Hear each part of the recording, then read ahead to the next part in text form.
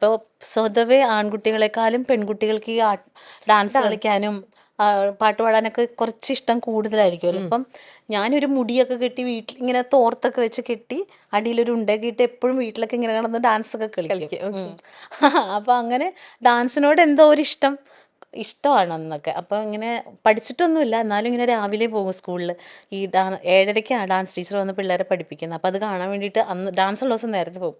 എന്നിട്ട് അവിടെ ഇങ്ങനെ നിന്ന് ഡാൻസ് കണ്ടുകൊണ്ട് നിന്നപ്പോൾ ഒരു ഒരു കുട്ടി പറഞ്ഞു, ഈ പിള്ളേർ അവിടെ നിന്ന് നോക്കുക, നമുക്ക് കളിക്കാൻ പറ്റുന്നില്ല. അന്നേരപ്പോൾ ആ ടീച്ചർ എന്നെ അങ്ങനെ പർപ്പസ്ഫുള്ളി അടിച്ചതല്ല, പോ എന്ന് പറഞ്ഞ് അടിച്ച കൂട്ടത്തിൽ എൻ്റെ കയ്യിൽ അത് കൊണ്ടപ്പോൾ എനിക്ക് ഭയങ്കര വേദന എടുത്തു. അപ്പം അന്നേരം എൻ്റെ മനസ്സിൽ എനിക്ക് അവിടെ നിൽക്കാൻ പറ്റണില്ലല്ലോ എന്നിങ്ങനെ.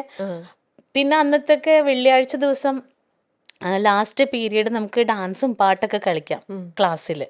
മീറ്റിംഗ് അങ്ങനെ എന്തോ ആ പീരീഡിൻ്റെ പേര്. അപ്പം ഞാൻ എല്ലാ ദിവസവും എന്തെങ്കിലും പൊട്ട ഡാൻസൊക്കെ കളിക്കും. ഡാൻസ് പാട്ടൊക്കെ കളിക്കും. അങ്ങനെ ഒരു ദിവസം ഇതേപോലെ അച്ഛൻ മീറ്റിങ്ങിൻ്റെ ടൈമിൽ എന്നോട് പറഞ്ഞു, മഞ്ജു പത്രോസ് വിടവാ എന്ന് പറഞ്ഞു വിളിച്ചു. അപ്പം ഞാൻ വേർത്ത് വിളിച്ചിങ്ങനെ നിൽക്കും. അപ്പോൾ അച്ഛൻ പറഞ്ഞു, നാളെ അമ്മേനെ വിളിച്ചോണ്ട് വരണം, അമ്മേനെയോ അപ്പനെയോ വിളിച്ചോണ്ട് വരണം എന്ന് പറഞ്ഞു. എൻ്റെ അമ്മേ, എന്തിനായിരിക്കും ഈശ്വരാ എന്ന് വിചാരിച്ച് എനിക്കാണെങ്കിൽ വീട്ടിൽ വന്ന് പറയാൻ പേടി, ഞാൻ എന്താ ഒപ്പിച്ചേക്കണേന്ന് എനിക്കറിയാൻ പാടില്ല. അങ്ങനെ അമ്മച്ചനോട് പറഞ്ഞു. അപ്പം അമ്മച്ചനോട് എന്താടി അവിടെ ചെന്ന് കാണിച്ചതെന്നൊക്കെ ചോദിക്കുന്നുണ്ട്.